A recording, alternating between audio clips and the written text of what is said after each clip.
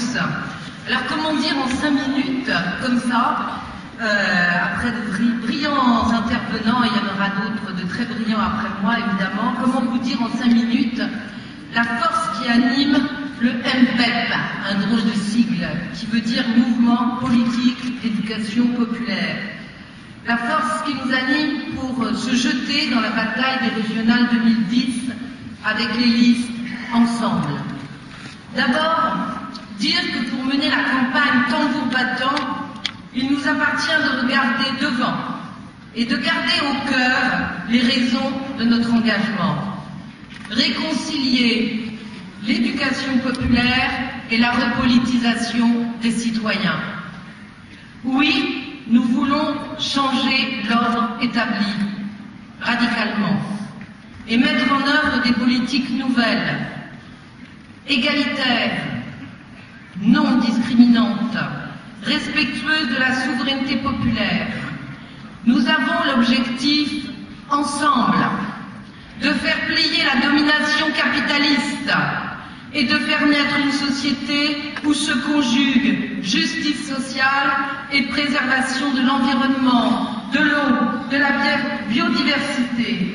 Nous voulons une société rouge et noire et verte. Nous la voulons pour ici, mais nous la voulons aussi au-delà des frontières, où le travail ne rime plus avec exploitation, mais avec intérêt collectif, dignité et écologie, où l'emploi devient un droit opposable. Une société qui place les femmes à égalité des hommes dans tous les domaines.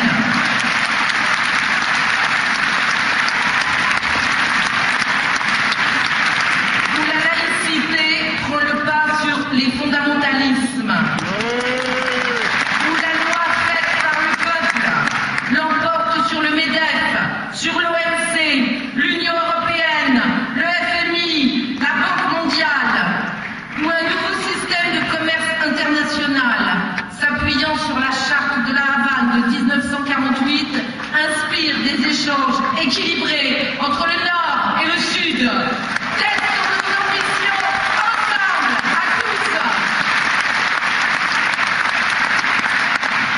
Alors, les élections régionales constituent une étape significative. Elles peuvent permettre de construire un bouclier social et environnemental face aux politiques dévastatrices du gouvernement Sarkozy, qui détruit le programme du Conseil national de la résistance, qui défait le collectif au profit de l'actionnaire. Oui, un espace de résistance et de désobéissance aux politiques de l'Union européenne qui piétinent la souveraineté populaire et imposent ses directives libérales. Ensuite, pour mener notre campagne avec détermination, gardons en tête pour qui nous nous battons. Pour la jeunesse, diplômée ou non, dégoûtée par le sort qui lui est fait, blessée par la précarité et la privation d'emploi, méprisée par un gouvernement qui poursuit ses contre-réformes de l'université, du lycée, qui détruit la recherche et qui méprise les enseignants. Nous nous battons pour les habitants des quartiers populaires, ciblés par les politiques sécuritaires, alors qu'ils souffrent d'abord et avant tout de la violence de l'insécurité sociale. Nous nous battons pour les salariés de la fonction publique que le gouvernement insulte et qui, malgré leur résistance pour sauver l'hôpital, l'éducation nationale, la poste, la justice, voient leurs rangs s'affaiblir par la diminution drastique de leurs effectifs, les abandonnant souvent face aux besoins croissants des populations en matière de soins et en particulier dans les zones rurales. Nous nous battons pour les travailleurs privés d'emploi par les délocalisations, les licenciements boursiers, la destruction de l'industrie et des métiers. Et nous nous battons pour ceux qui résistent, mais nous nous battons aussi, ne l'oublions pas, pour ceux qui désespèrent. Nous nous battons pour les femmes noyées dans le travail à temps partiel, les petits salaires, les retraites de misère, les violences sociales et sexuelles. Mais nous nous battons aussi, les amis, mes camarades, pour les altermondialistes, modèle européen et qui vivent comme une traîtrise impardonnable le bradage qui a été fait de la démocratie. Enfin, et certainement ce n'est pas tout, nous nous battons pour les femmes et les hommes qui créent des alternatives d'économie sociale et solidaire. Alors, puisque nous savons pour qui nous nous battons, nous avons le devoir, ensemble, de construire un scénario victorieux. Imaginons que l'Alliance Ensemble, qui inscrit la solidarité dans ses programmes et l'incarne par son identité et son histoire, qui porte en bannière la coopération et pas la concurrence, et l'union est un combat, ne l'oublions pas, qui place l'unité comme condition indispensable pour répondre aux aspirations des catégories populaires, des ouvriers, des salariés, des étudiants, des agents du service public, des chômeurs, des paysans écrasés par le jeu spéculatif et les multinationales de la grande distribution, mais aussi à celle des artisans broyés par la sous-traitance. Imaginons donc que les listes ensemble démontrent au soir des élections que le peuple de France a décidé de reprendre son destin en main. Nous aurions des élus dans les conseils régionaux, mais des élus qui ne se compromettent pas dans des alliances sans principe, mais qui construisent les bases du changement. Alors, les listes ensemble apparaîtraient avec celles et ceux qui auront voté pour elles comme des désobéissants.